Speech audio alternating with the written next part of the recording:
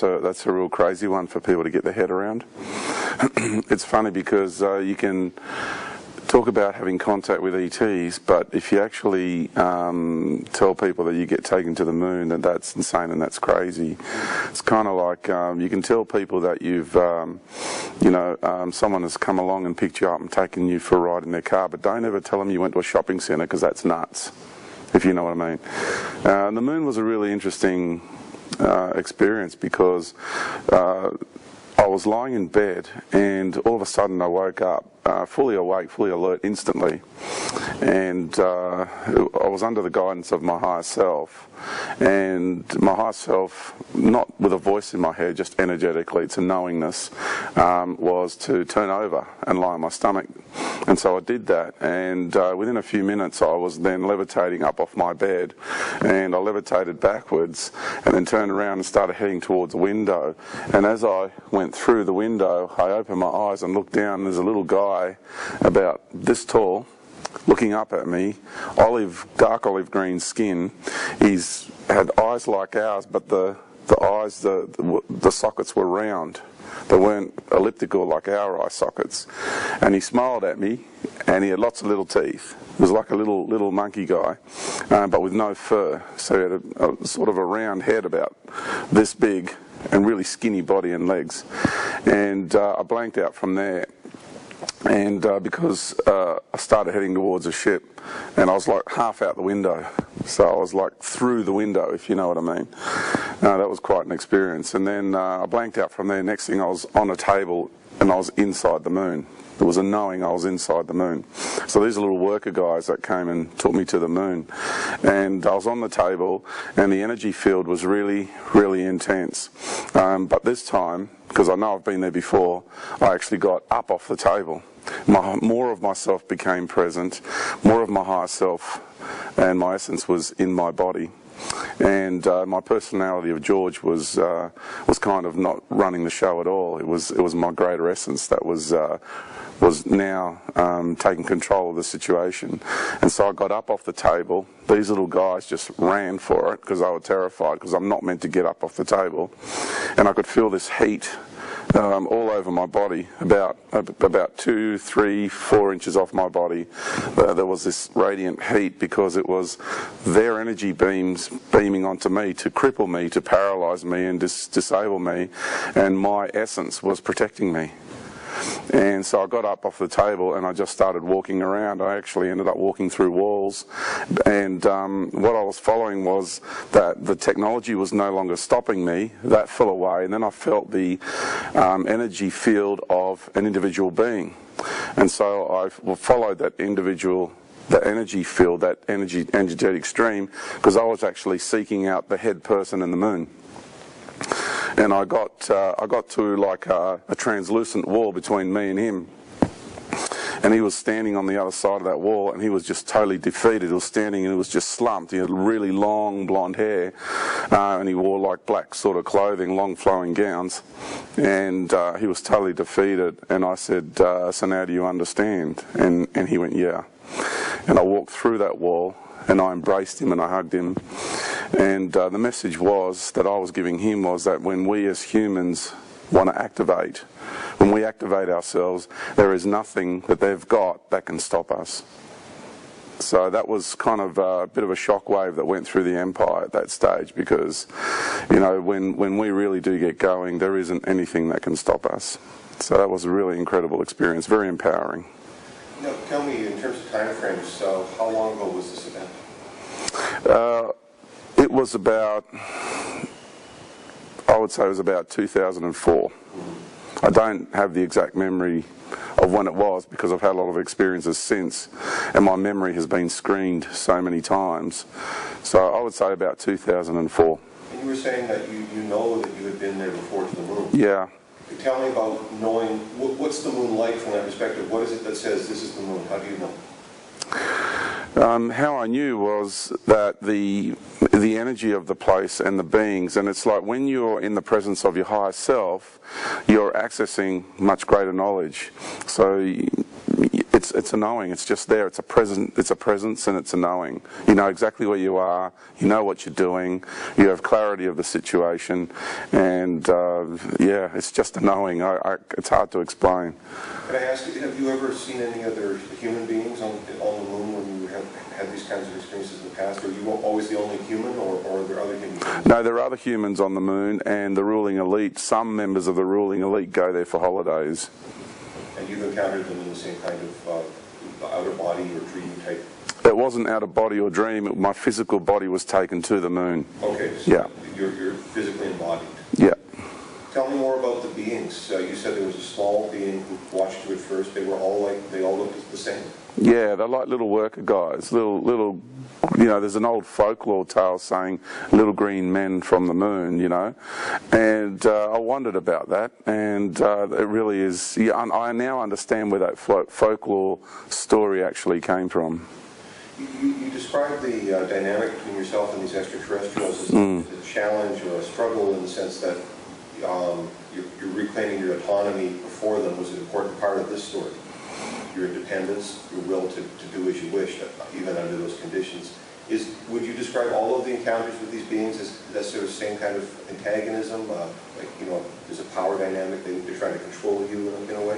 Yeah, well, this particular group is controlling the human race in a really, really big way. The moon is the mechanical device, and the energetic and technologies that are based on the moon are influencing and affecting and controlling humanity in a really great way. So the role I'm playing here was to, you know, be taken to the moon and to give those guys a message, just to send them a message to say, hey, you know what, we're actually letting you do this to us, and when we activate, there isn't anything you can do that can stop us.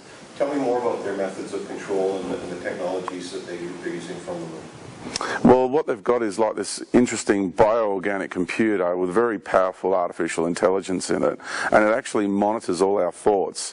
All of our brains are plugged into an invisible internet that you cannot see, and all our brains are biological computers, biological transceivers, and so it monitors all your feelings, all your thoughts, feelings, emotions, all our insecurities, and we're tracked individually by our basic frequency. Every person's got their own frequency that they emanate, so they don't need a tracking device of any kind. It's just our actual frequency emanation that is our individual identity, an identification tag, you could put it this way, and that's how they track us. So if they want to influence somebody in a particular way, they can just focus on that frequency. It's kind of like you look for an IP address, I suppose, on our level of internet that we have here, and then, you know, that's where the focus goes, because that's where the address is. So it's the same thing, same principle. You know, we have our unique frequency, which is our location address, and then inside the matrix, and then they can influence people. They can beam specific energies into a person. Tell me more about their long-term agenda. Why do they want to control us? What is their objective? The reason why they want to control us is because they see us as a resource, and they want to continue to feed off us, because we access more life force than any other race in the universe, because we are a fractal of the universe itself. So I'm hearing you say in ways that we have all this potential, but we're unaware of our true potential. And through these challenging experiences that you've encountered, it's been part of an awakening for you? It's been part of a big awakening for me, and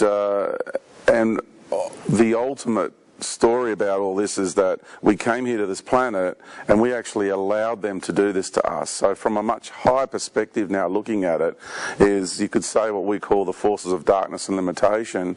We let them come here and do this to us because we wanted to be challenged by them. So in a kind of weird sort of way, they're in service to us. They don't see it, sorry to cut you off, but they do not see it that way, of course. They do now, some of them, at the top. They do understand that, and they do see it that way. There are members within that structure that do have quite a bit of wisdom and understand what's going on, but there are many others that are just so blinded by their own ego and their own self-serving glamour that they just don't see it that way, and they see us as really pathetic, lowly humans and just a resource to be fed off. Going back to your point earlier that it's in our interest to accept this challenge and to overcome it. Tell me more about that. This position that we're in, that we're not playing our potential. To Give me more about that. Yeah, we are actually in the process of reclaiming our sovereignty. So it's gotten to the point in time in the evolutionary cycle, for want of a better term, but it is a life cycle, and we're right at the very end of this life cycle. And now we're in the process of reclaiming our sovereignty. And you can see it's this revolution that's taking place all around the world, this awakening from within, and it's a really beautiful thing. And we're reclaiming our individual sovereignty, we're reclaiming sovereignty on a collective human level, and we're reclaiming sovereignty over this planet. This is our planet, not theirs. This is our home. Great. All right. I've met my 10-minute requirement. Do you have any additional comments that you'd like to add before we move on? Well, I would just like people to know just how powerful we are. We truly are a universal creators of love and light in the making. We're about to graduate and become and achieve our intended outcome.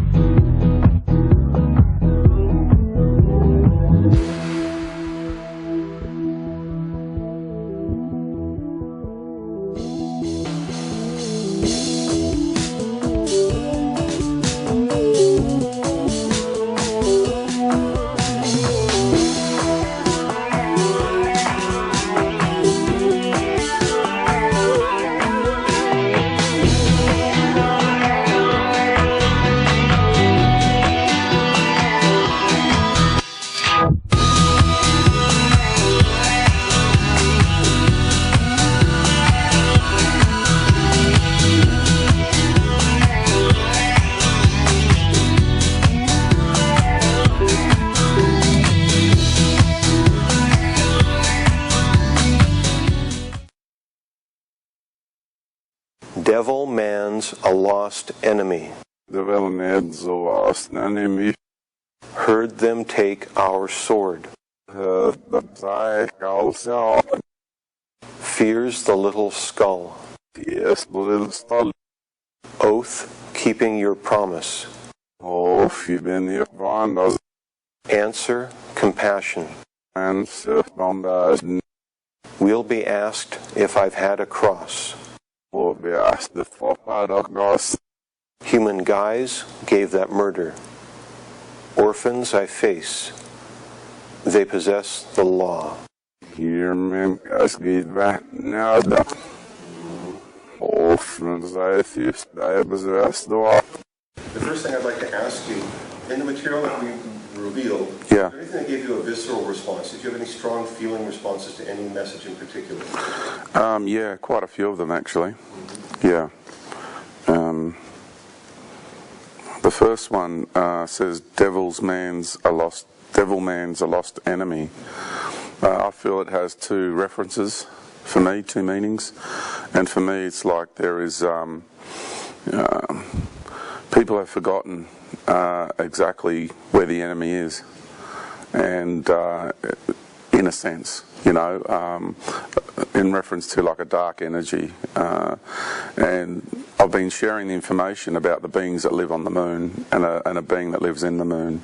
So I've been sharing about that information, and people have forgotten. A lot of people feel that the moon is a wonderful thing, and I've been trying to share with people that the moon is no longer a wonderful thing and has been actually used to oppress the divine feminine and therefore the human race.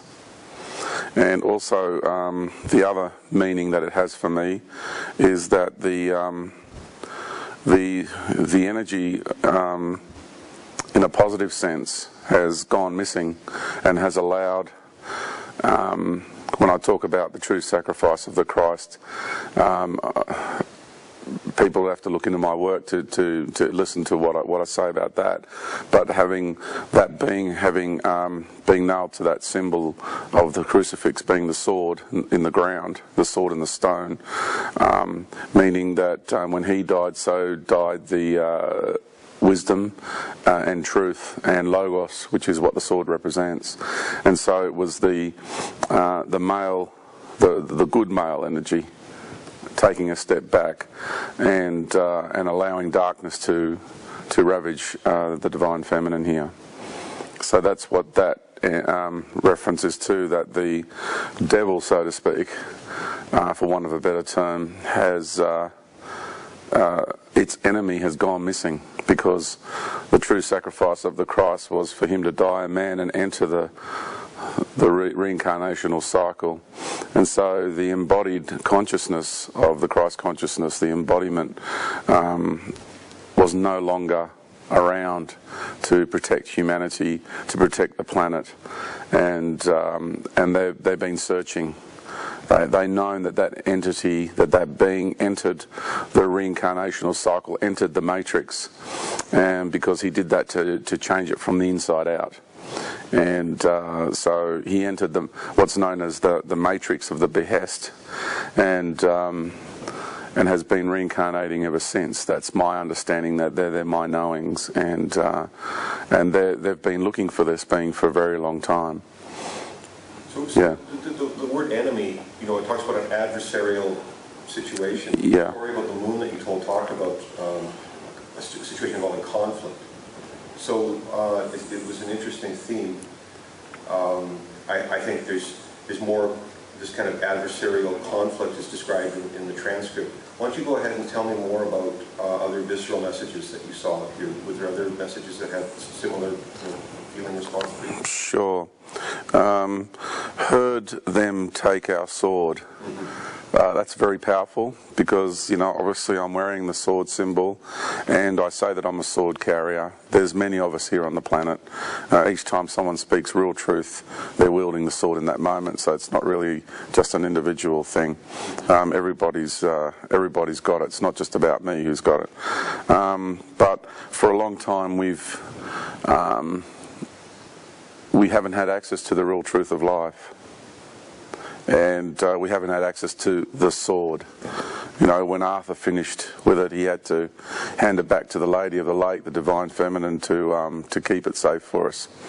And so, if you look at Helen of Troy, and she was the keeper of the sword. She was the keeper of the wisdom and the knowledge. And throughout the ages, it's been the feminine that's been the keeper of the knowledge, because the consciousness of this planet is feminine. It's the divine feminine energy.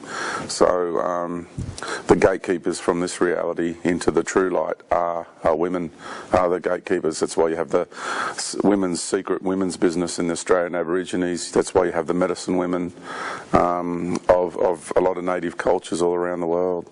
They are the real keepers of the knowledge. So they did take our sword, and we are now in the process of retrieving it. All right, very good. Give me more. What's another visceral message for you? Okay. Oath, keeping your promise. That is, for me, very, very significant.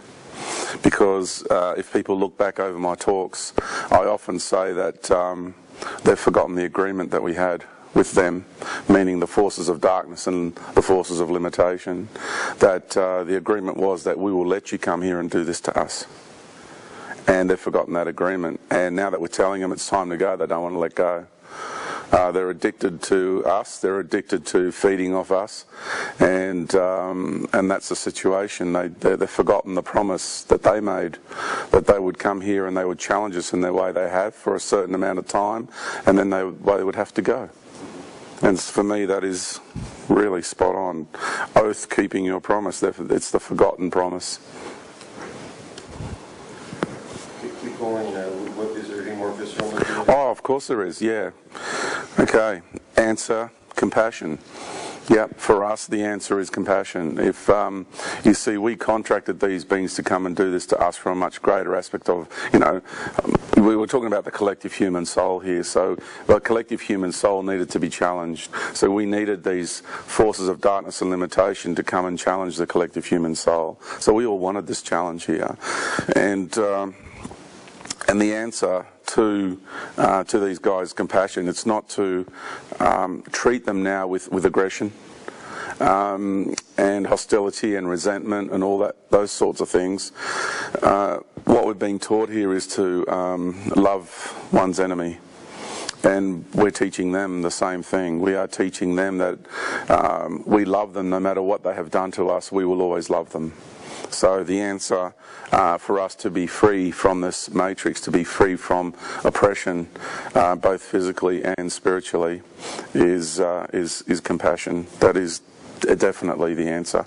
So if I could ask you just to, while we're here at this point in the transcript, to step back now, the context in which the messages were revealed was the story about the moon and your voyage to the moon. Yes. And the conflict that you faced there. Yep. So can you help me to frame, the adversary, the enemy,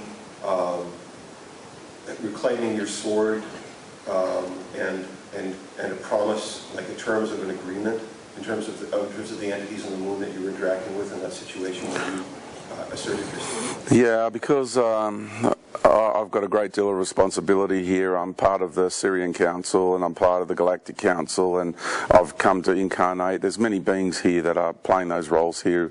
All the hierarchical structure, all the management team of this galaxy, and all the star systems and many races out there. Everyone's incarnate here right now. So I'm just playing my little role in the greater scheme of things. And we have a long history with these people on a galactic level in the cosmic soap opera, if you want to put it that way.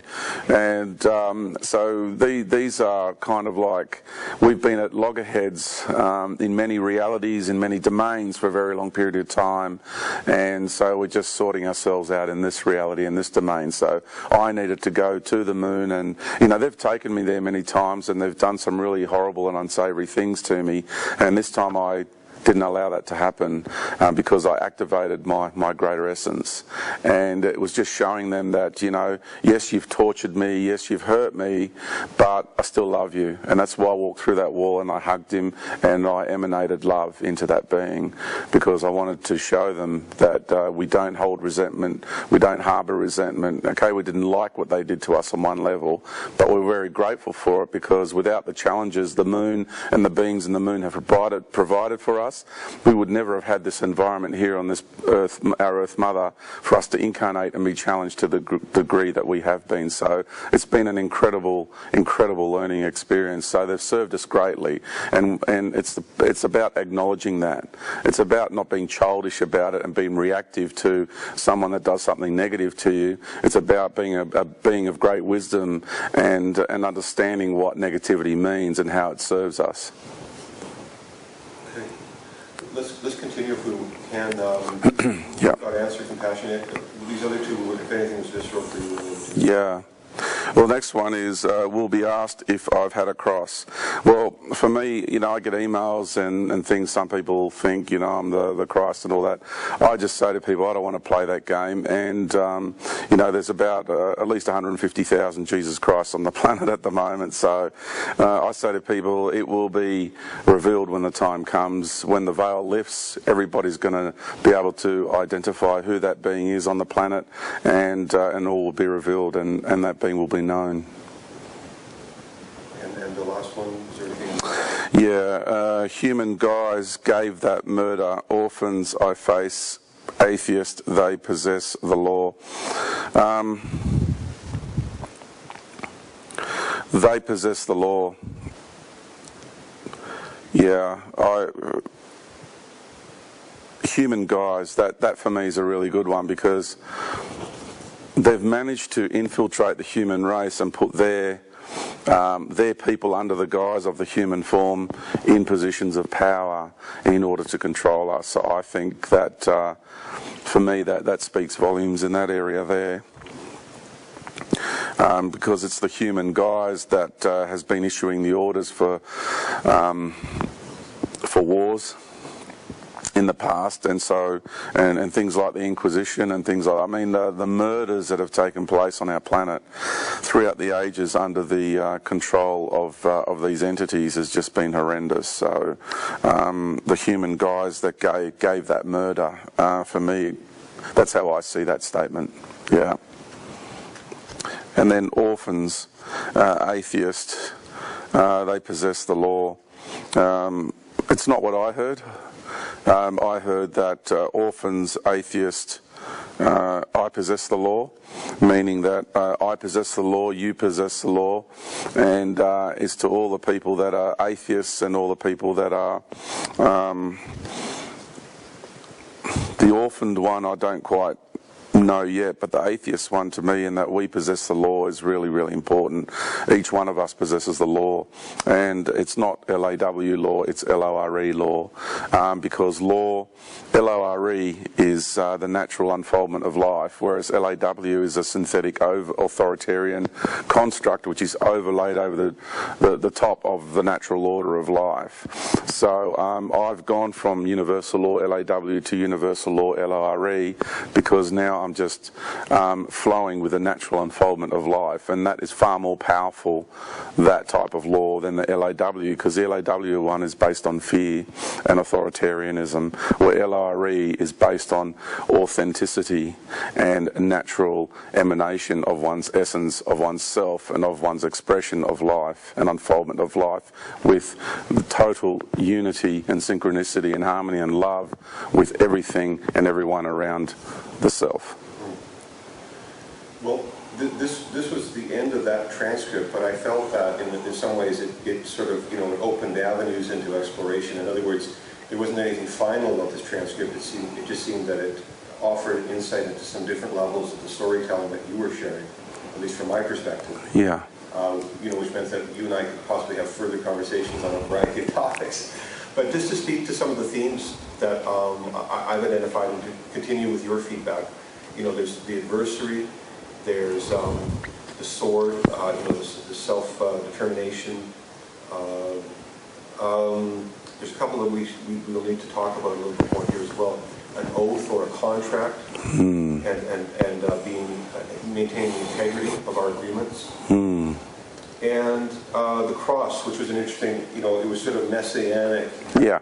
But it also talked about someone who had suffered when I saw that, and I thought that was interesting. Right? Yeah, bearing the cross. Okay, yeah, I have suffered a lot in this life, and I've bared my own cross, definitely. Yeah. And finally, the idea of the guise or deception. Yeah. A veil of deception, veil of ignorance. The human guise of these beings and these entities, yeah, it's been quite deceptive over a long period of time. Let me go into the ones that we've not covered, just quickly, just to elaborate. Okay, the little skull. So this image of a skull is interesting, symbolically or otherwise. It could be a child's skull. It could be the little entity who is standing outside the window. It could be a symbol, or it could be, or could represent something. Crystal skull, maybe some knowledge in the crystal skull that's hidden. Oh, yeah, I just. Well, we're yeah. A skull is a symbol, can be a symbol of death and transition or initiation. And it's talking about fear. And I don't know if I have to inquire if. Because I'm also not intimately familiar with every aspect of your story, are there issues pertaining to death, either near death for yourself or those around you in your personal history? Oh yeah, well I've been tortured many times in this life from various different groups, so I've been taken to that point of near death on many occasions. There have been many attempts on my life as well, by ET races and by groups on the planet, because they knew that there was going to come a time that I would get up and have a say, and they wanted to stop me from doing that. But because I'm in universal law LORE, then I have an intended outcome of my soul's journey here, and I'm a part of the outcome of this reality. So whatever they think they can do, they actually cannot achieve. So, and it's the same with you, and it's the same with people who are listening to this. Everybody who's listening to this is still here simply because they're supposed to be still here. It's in their soul contract for them to be here. So no one can take people out if it's in their journey to see it through with Mother Earth. What if the little skull represents you as a child going through an intense experience?